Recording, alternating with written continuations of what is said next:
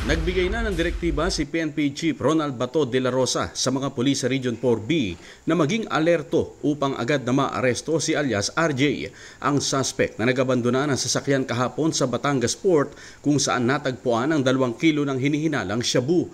Ayon kay PNP Chief de la Rosa, posible umanong nagtungo ang suspect sa Mindoro, Romblon, Boracay at iba pang lugar sa Region 4B upang makatakas sa mga otoridad.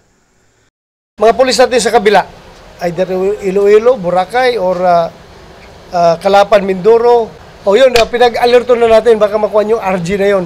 Si alias RJ ay nakatakas kahapon sa isinagawang buy-bust operation sa Barangay BF Home sa Parañaque matapos makatunog na isa palang pulis ang kanyang katransaksyon. Nutusan lang siya, nagna-transport. Pero yung distributor talaga, yan yung may kapital.